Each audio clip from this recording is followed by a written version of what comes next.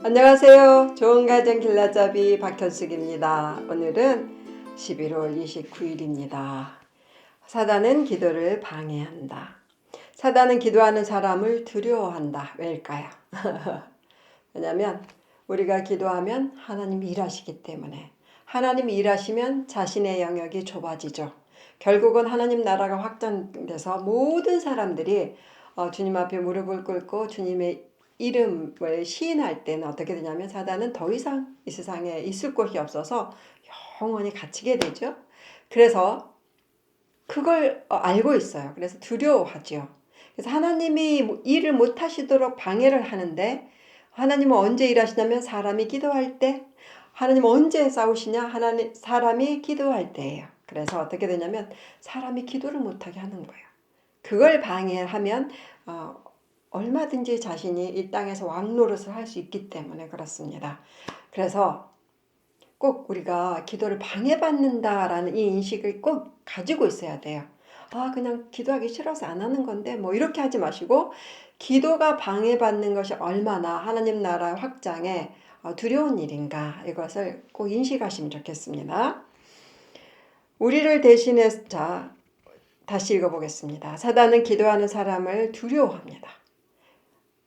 어떤 큰 대형 집회나 교회나 이런 걸 두려워하는 게 아니라, 그런 얘기가 있어요.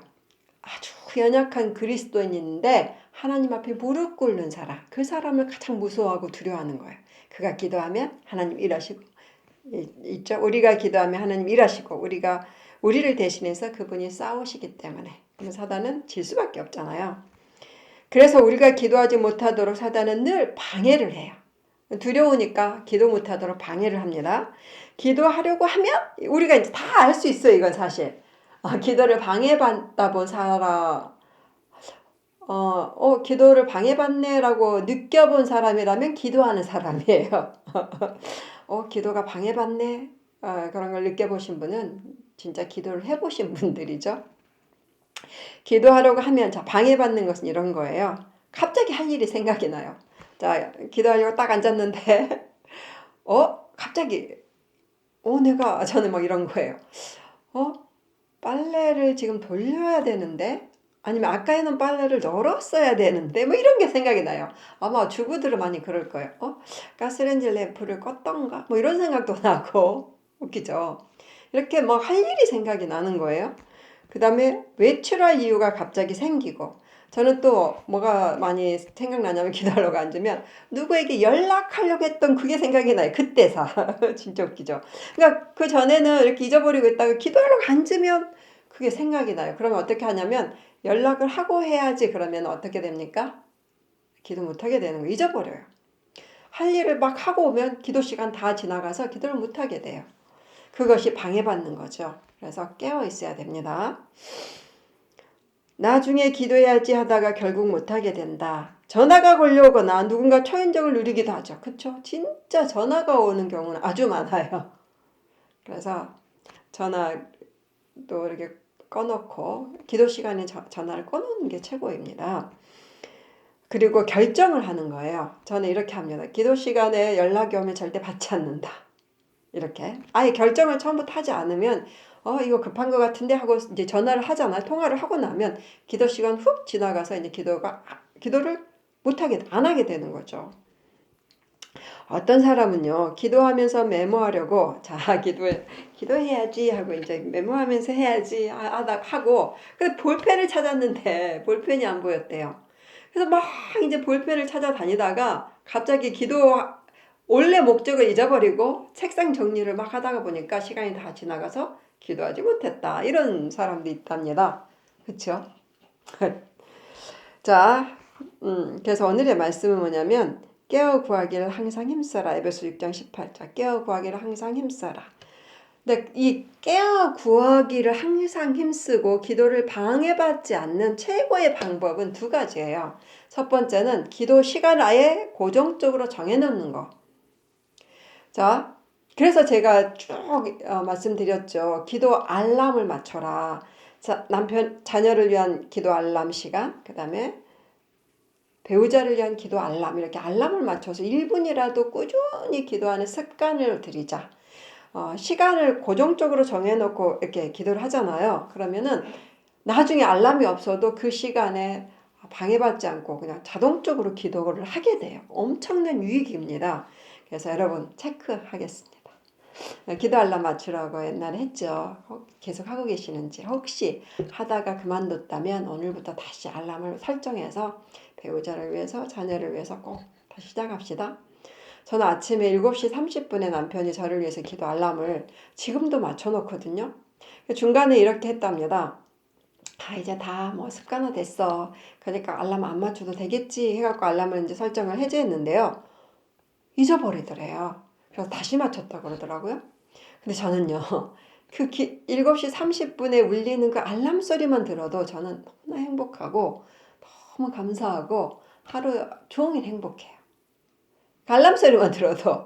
그리고 그 시간에 남편이 나를 위해서 기도해 준다. 이 믿음이 너무 이렇게 나에게 안정감을 줘요.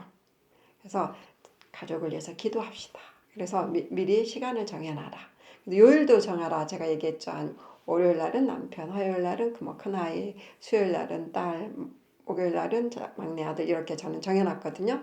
그리고 이제 금요일 날은 양가 가족, 그 다음에 토요일 날은 친척들, 주일 날은 우리 가족 중에서 예수님 안 믿는 사람들 구원을 위해서 이렇게 정해놨어요. 그러니까 습관처럼 그냥 오늘 월요일이네? 남편이지. 이렇게 돼서 남편을 위해서 기도하게 돼요. 이렇게 정해놓는 것이 그렇게 중요합니다. 그 다음에 장소를 정하는 거. 여러분 기도 장소 있으세요? 기도실? 뭐 굳이 집이 좁은데 기도실이 어디 있겠어요? 그죠? 그런 분들도 많을 텐데 그냥 기도 의자, 기도 소파, 기도 탁자, 기도 담요 얘기도 했죠. 제가 이렇게 이런 거를 하나 정해 놓으세요. 기도 장소가 얼마나 중요한지 좀 나눠드릴게요. 제가 1998년, 9년, 2000년까지를 부흥이 온, 전 세계 부흥이 온 그 지역에 산 적이 있어요. 와, 근데 정말 그러니까 그 지역에는 기도가 쌓여 있어서 부흥이 온 거예요. 기도가 쌓여 있다는 그 장소에 내가 있다는 것이 얼마나 축복인지, 그리고 너무 얼마나 경이로운 일인지를 그때 저는 절절히 삶으로 체험을 했어요. 저희가 거기서 살면서 그냥 기도를 하게 되는 거예요. 그냥. 그 기도가 쌓인 곳에만 가도 기도가 되는 거예요. 저희 부부 막 금식 기도하고 막 골방에서 기도하고 하루 종일 기도하고 뭐 기도가 돼요. 정말로. 그리고 베이스에 이제 저희 이제 우리 선교단체 베이스에서 살았는데 베이스 사람들 주기적으로 정기적으로 금식하고 기도하고 기도 소리가 뭐 저희 베이스만 아니라 교회들 있죠. 그 지역의 교회들도 그렇게 부흥이 온 거예요. 기도해가지고 막 범죄율, 그 지역이 바뀌었거든요. 막 범죄율이 사라지고 진짜 막 사단 숭배하는 사람들도 있었는데 그 사람들도 막 사라지고 막 도망가고 다른 데로 이사가고 막 너무 좋더라고요. 진짜 그곳에 살았는데 그 부흥을 경험해 봤거든요. 네, 그런데 저희가 이제 그곳에 사니까 한국 이제 저희 지인들이 가끔 놀러를 왔어요. 근데 그분들이 오기만 하면 그렇게 기도를 하고 금식을 하는 거예요. 정말 놀랍죠? 근데 가정이 저희 집에 방문을 했어요. 근데 저희 남편이 이렇게 야, 여기는 오면은 금식하고 막 기도한다? 사람들이 다 그런다? 그랬더니 그분이 하는 말이에요. 형님, 절대 저는 금식 못해요. 저 있잖아요. 금식 기도하다 쓰러진 적이 있어가지고 절대 그 다음부터 금식 안 했어요. 저는 안 할 거예요. 못합니다. 막 이랬어요.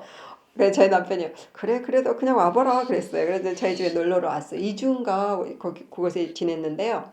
세상에 일주일에 막 살더니 나머지 일주일은 그냥 아무도 맞는데 금식하시는 거예요. 한 번 금식, 한 끼 금식에 쓰러지는 약간 저혈당이신 분들은 그럴 수 있잖아요. 그런데 그분이 쓰러지지 않고 그렇게 금식을 하시더라고요. 놀랐어요, 정말. 그곳에 방문하는 사람들도 그냥 기도를 하게 되는 거예요. 그래서 기도가 쌓인 장소가 그렇게 중요하구나. 저는요, 거기서 사실 기도를 배워가지고 중보기도 강사가 됐어요.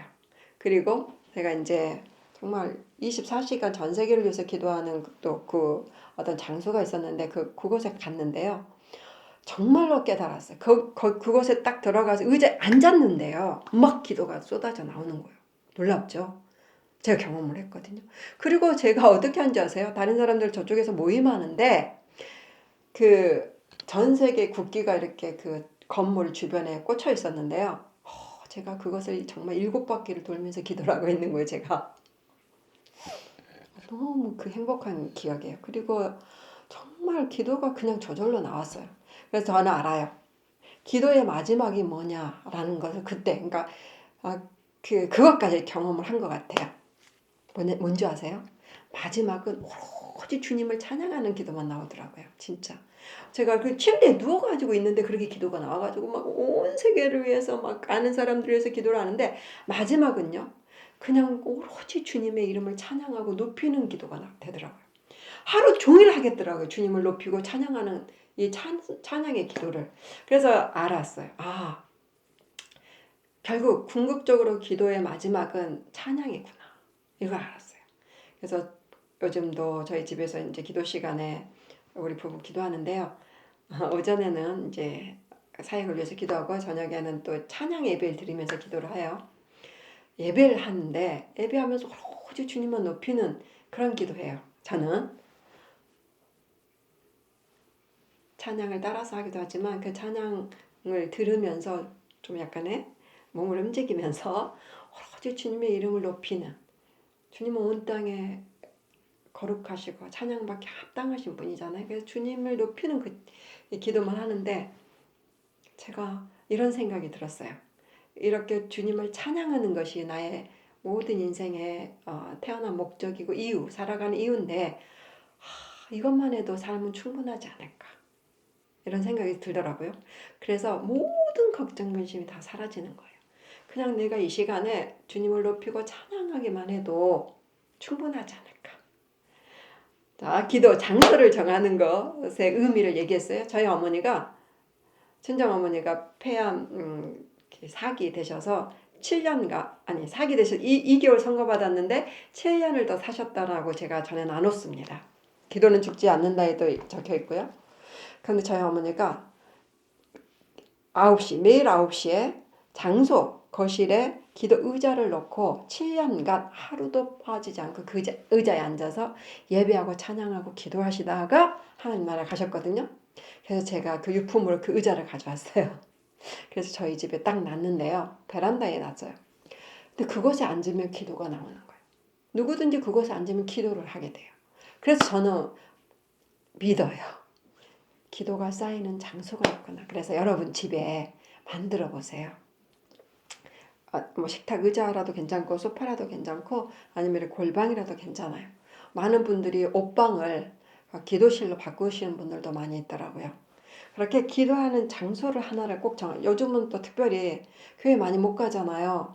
그래서 교회 가면은 기도가 저절로 되잖아요. 왜냐면 그곳에 기도가 쌓여가지고. 근데 교회를 못 가는 경우가 많기 때문에 새벽 예배 가시는 분들도 못 가시는 분들도 있고, 그러니까 자기 집에다가 그 장소를 만드세요.